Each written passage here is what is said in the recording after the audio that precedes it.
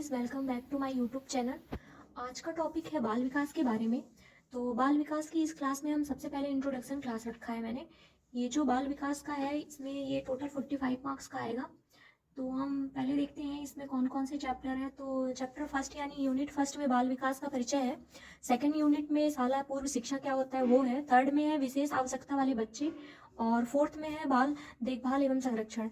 तो इसकी जो हम फर्स्ट यूनिट है वहाँ से स्टार्ट करते हैं, फर्स्ट यूनिट से। तो बाल विकास का जो परिचय है वहाँ, उससे पहले मैं आपको मनोविज्ञान के बारे में बता देती हूँ। तो जो हमारा साइकोलॉजी है तो बेसिकली ये दो शब्दों से मिलके बना हुआ है। एक तो साइको से बना है, एक लोगोस से बना है। साइको जो होता है वो आत्मा होती है, यानी सोल होता है। और जो लोगोस है, लोगोस मीन्स की स्टडी यानी अध्ययन जो करता है। तो इन दो शब्दों से मिलके बना हुआ है हमारा साइकोलॉजी। और ये जो दो शब्द हैं इसमें बेसिकली ग्रीक और यूनानी शब्द का प्रयोग किया गया है। प्राचीन समय में साइकोलॉजी को हम आत्मा का विज्ञान कहा करते थे। और उसके बाद जो ये साइकोलॉजी शब्द का प्रयोग सर्वप्रथम जिनने किया है वो 1590 में उनने किया है। और उनका नाम था रुडोल्फ गाइकली। इनने एक पुस्तक लिखी थी जिसका नाम था साइकोलॉजी। फिर हम बात करते हैं कि मनोविज्ञान की उत्पत्ति कैसे हुई। तो जो साइकोलॉजी है उसकी उत्पत्ति बेसिकली 4 स्टेप में कंप्लीट हुई थी। तो स्टार्टिंग में हम इसे आत्मा का विज्ञान कहते थे। ये 16वीं शताब्दी में इसका हुआ था। 2000 शताब्दी तक ये चला था। उसके बाद इसको चेंज करके 17वीं शताब्दी आई, उसमें मन का विज्ञान और मस्तिष्क का विज्ञान आया इसमें। फिर इसको अगेन चेंज किया गया 18वीं शताब्दी में। तो फिर 18वीं शताब्दी में इसे चेतना का विज्ञान कहा गया, जो कि वैदिक काल में चल रहा था।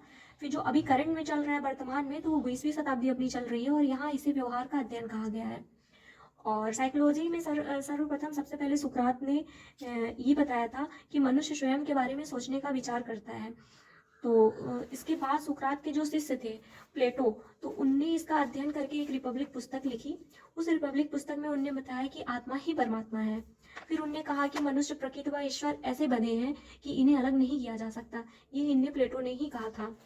उसके बाद जो प्लेटो के शिष्य थे वो अरस्तु थे। अरस्तु जी जब आए तब ये 14वीं सदी ईसा पूर्व था। फिर उसके बाद 384 ईसा पूर्व से 322 ईसा पूर्व तक ये चला। अरस्तु जी जो थे वो जीव एवं जंतु विज्ञान के जनक थे। और इनने जो पुस्तक लिखी थी वो दर्शन शास्त्र की पुस्तक थी, जिसमें ये बताया गया था कि ये आत्मा का अध्ययन किया जाता है इसमें। और साथ में ही अरस्तु जी जो थे उन्हें मनोविज्ञान का जनक कहा जाता है। और जो हमारे काल सैनिक ने, जी काल सैनिक थे, उन्होंने प्लेटो को मनोविज्ञान का जनक बताया था। तो अगर क्वेश्चन आता है कि काल सैनिक के अनुसार मनोविज्ञान के जनक कौन थे, तो उसमें प्लेटो ही आंसर लगाइएगा। अगर पूछा जाए कि मनोविज्ञान के जनक कौन थे, तो फिर उसमें अरस्तु आएंगे। नेक्स्ट जो है वो हमारा मनोविज्ञान का विकास क्रम है। तो मैंने इसकी एक ट्रिक बताई है। इसमें सबसे फर्स्ट होता है आत्मा का विज्ञान, मन का विज्ञान, चेतना का विज्ञान और व्यवहार का विज्ञान।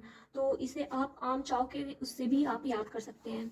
फिर हम फर्स्ट इसमें देखते हैं आत्मा के विज्ञान के बारे में।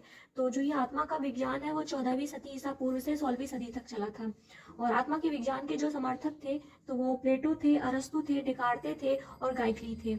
और इसके साथ ही आत्मा के विज्ञान का विरोध करने वाले भी थे।